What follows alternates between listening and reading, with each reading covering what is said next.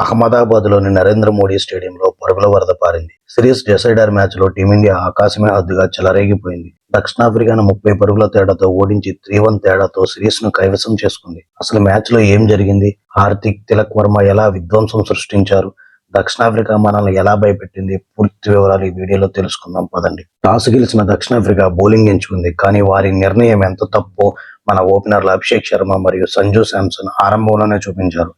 అభిషేక్ శర్మ కేవలం 21 బంతుల్లో 34 పరుగులు చేసి మెరుపు ఆరంభాన్ని ఇచ్చాడు. ఆ తర్వాత సూర్యకుమార్ యాదవ్ తక్కువ స్కోర్కి అవుట్ అయిన అసలు షో అప్పుడే మొదలైంది. గ్రీజులోకి వచ్చిన హార్దిక్ పాండ్యా, తిలక్ వర్మ దక్షిణాఫ్రికా బౌలర్లకు చుక్కలు చూపించారు. ముఖ్యంగా హార్దిక్ పాండ్యా ఎదుర్కొన్న మొదటి బంతినే 6గా మలిచి తన ఆగమనాన్ని ఘనంగా చాటాడు.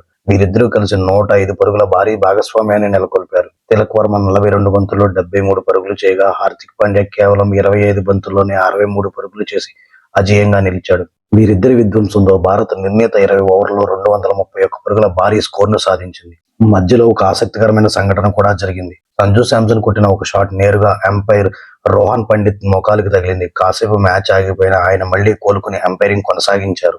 232 పరుగుల భారీ లక్ష్యంతో బరిలోకి దిగిన దక్షిణాఫ్రికా అంత సులువుగా ఓటమిని ఒప్పుకోలేదు. క్వింటన్ డెకాక్ భారత బౌలర్లపై విరుచుకుపడ్డాడు. కేవలం 35 బంతుల్లో 65 పరుగులు చేసి టీమిండియాను భయపెట్టాడు. 10 ఓవర్లు ముగిసేసరికి దక్షిణాఫ్రికా 118 పరుగులు చేసి చాలా పటిష్టంగా కనిపించింది. ఒకానొక దశలో మ్యాచ్ మన చేతుల్లోంచి వెళ్లిపోతుందేమో అనిపించింది.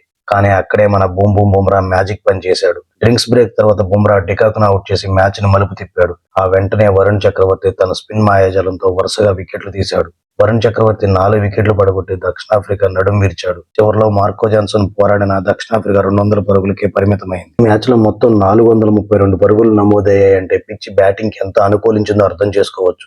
ఇంతటి హై స్కోరింగ్ మ్యాచ్ లో కూడా బుమ్రా 4 ఓవర్లో కేవలం 17 పరుగులు మాత్రమే ఇచ్చి 2 వికెట్లు తీయడం నిజంగా అద్భుతం. మ్యాన్ ఆఫ్ ది మ్యాచ్ ప్రదర్శన అది.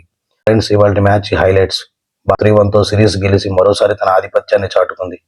మీకు ఎవరి బ్యాటింగ్ బాగా నచ్చింది? హార్దిక్ పాండ్యానా లేక తిలక్ వర్మదా? కింద కామెంట్స్ లో తెలియజేయండి. ఈ వీడియో నచ్చితే లైక్ చేయండి, షేర్ చేయండి. మరిన్ని క్రికెట్ అప్డేట్స్ కోసం మన ఛానల్ సబ్స్క్రైబ్ చేసుకోండి. జై హింద్.